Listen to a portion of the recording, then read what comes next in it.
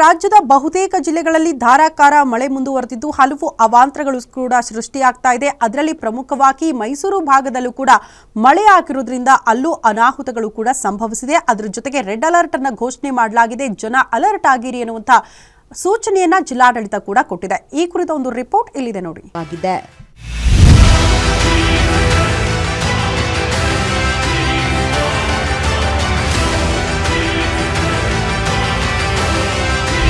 ನಿನ್ನೆ ಸಂಜೆಯಿಂದಲೇ ಮಡಿಕೇರಿ, ಭಾಗಮಂಡಲ, ನಾಪೋಕ್ಲು ಸೇರಿದಂತೆ ಹಲವೆಡೆ ವರುಣಾರ್ಭಟ ಜೋರಾಗಿದೆ.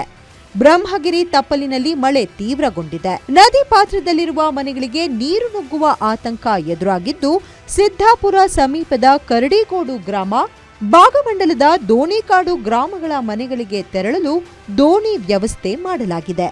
ಸದ್ಯ ಜಿಲ್ಲೆಯಲ್ಲಿ ಮುಂಜಾಗ್ರತಾ ಕ್ರಮವಾಗಿ ಎನ್ಡಿಆರ್ಎಫ್ ತಂಡ ಬೀಡು ಬಿಟ್ಟಿದೆ.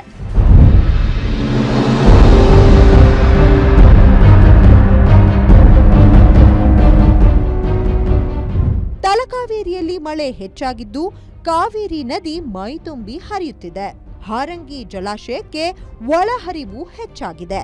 1000 ಕ್ಯೂಸೆಕ್ ನೀರನ್ನ ನದಿಗೆ ಬಿಡಲಾಗಿದೆ. ಉತ್ತಮ ಮಳೆಯಿಂದಾಗಿ ಹಾರಂಗಿ ಜಲಾಶಯವು ಜುಲೈ ತಿಂಗಳಿಗೂ ಮುನ್ನವೇ ಬಹುತೇಕ ಭರ್ತಿಯಾಗಿದೆ. ಜಲಾಶಯದ ಸುರಕ್ಷತೆಗಾಗಿ 4 ಕ್ರಸ್ಟ್ ಗೇಟ್ಗಳ ಮೂಲಕ 18,000 ಕ್ಯೂಸೆಕ್ ನೀರನ್ನ ನದಿಗೆ ಬಿಡಲಾಗುತ್ತಿದೆ. ನದಿ ಪಾತ್ರದಲ್ಲಿ ಇರುವ ಜನರು ನೀರಿಗೆ ಇಳಿಯದಂತೆ ಸೂಚನೆ ನೀಡಲಾಗಿದೆ. ದುಬಾರೆ ಸಾಕಾಣೆ ಶಿಬಿರಕ್ಕೆ ಪ್ರವಾಸಿಗರಿಗೆ ನಿರ್ಬಂಧ ಹೇರಲಾಗಿದೆ. ಈಗ ಸುಮಾರು 16,000 ಒಳಹರಿವು, ಅದರಲ್ಲಿ ಸುಮಾರು 5,000 ಈಗ ಅದನ್ನ ಮೇಂಟೆನೆನ್ಸ್ ಆಗಿದೆ. ಸುಮಾರು 2,280 ಅಷ್ಟು ಈಗ ಮೇಂಟೆನೆನ್ಸ್. ಸೊ ಆದ್ದರಿಂದ ಇದು ಲಾಸ್ಟ್ ಮಂತಿಂದಾನೇ ನಮಗೆ ಅರ್ಲಿ ಮಾನ್ಸೂನ್ ಶುರುವಾಗಿತ್ತು. ಸಾಕಷ್ಟು ಒಳಹರಿವು ಬರ್ತಾ ಇದೆ, ಮೇಂಟೆನೆನ್ಸ್ ಆಗ್ತಾ ಇದೆ, ಅದು ಆತಂಕ ಇರೋದಿಲ್ಲ ಸರ್.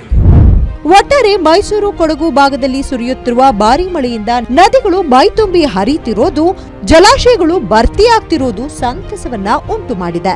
ಅದೇ ಮಳೆ ಹಲವು ಭಾಗಗಳಲ್ಲಿ ಅವಾಂತರ ಸೃಷ್ಟಿಸಿ, ಹೀಗಾಗಿ ಜಿಲ್ಲಾಡಳಿತ ಜನರು ಎಚ್ಚರಿಕೆಯಿಂದ ಇರುವಂತೆ ಸಲಹೆ ನೀಡಿದೆ. ಕ್ಯಾಮ್ರಾಮನ್ ಧನು ಜೊತೆ Suresh B, guarantee news, Mysuru.